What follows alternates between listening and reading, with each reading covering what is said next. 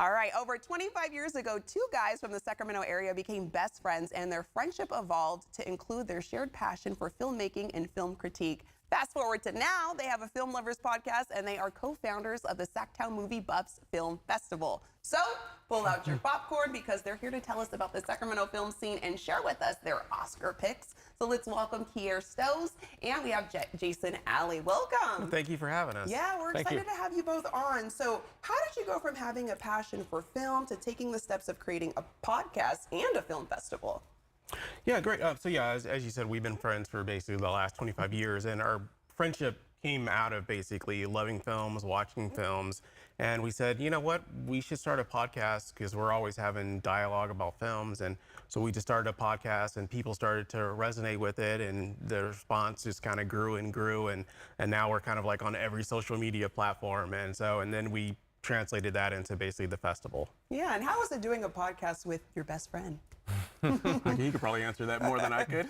Oh, I don't know. I mean, kind of like what he said, we always had these conversations anyway. So we figured we might as well have them for other people, because other people always seem to enjoy our bantering. You know what I mean? They would joke that, you guys should have your own show or something like that, and now we kind of do. So. Yeah, you took those words to heart and made it happen. Right, exactly. Yeah. And as our local authorities right now in all things film, the Oscars are coming up. Tell us, who are your favorites going to the Oscars? Any best actor and actresses, best director, best film? I think we both really liked Maverick. I think that was a film that both resonated with both of us. I think that would be my pick for best picture. I don't think it's going to win.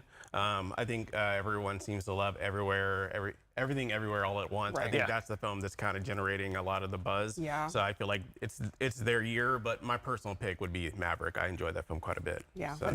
That's my personal favorite out of all of them. Although I loved Elvis, I loved Banshees of Inisherin, but and I loved Everything Everywhere All at Once. But I think that's the one that will win. All the momentum seems to be with that one right now. The besties agree with each other. And I know we don't always. It doesn't always. Not always.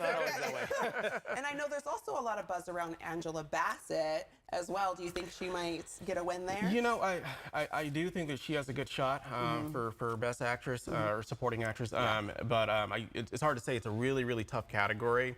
And sometimes, with Hollywood and Oscars, they just have their favorites for the year. So it would be nice to see her win, but I just don't know if she will. Yeah. So I think she'll win. I do think she'll win. She's great. I love her.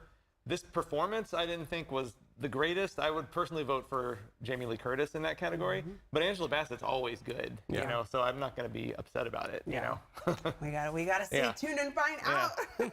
But we're excited to see if your picks were right, so we're going to be tuning in as well this Sunday. Let's talk more about your festival. I understand that the SacTown Movie Buffs Film Festival showcases local filmmakers, films set in Sac, and filmmakers with ties to Sacramento. What made you want to show that hometown pride? It kind of started with when we first started our podcast, we were getting a lot of individuals who were emailing us and say, hey, I have this film. I'd love to have it on your show. I'd love for you guys to do an interview with us. And so I said, why don't we just have a film festival right here in Sacramento where we can showcase all these local talent and directors that just maybe aren't getting the shine of the big Hollywood and that sort of thing. And so that's basically what it came out of that. And so that's why we're kind of representing a lot of the indies, the smaller guys that are just kind of getting started that maybe aren't as big as the big Hollywood directors. And that's kind of where it stemmed from. Yeah, well, I always appreciate the smaller films, the indie films. What has been the response from the community, especially those in the industry who are from Sacramento, that you've created this platform for them to get that recognition? It's been great. I mean, I get emails almost every single day with someone saying, we want to be on your podcast. We want to be at your film festival. And, I have over 100 films that were submitted for this festival. And so we're still watching films and kind of narrowing down which ones we're going to be able to showcase at the festival. So that's exciting. Can you name some Sacramentans who rose to become Oscar nominees? Well, there's Jessica Chastain. She's the biggest.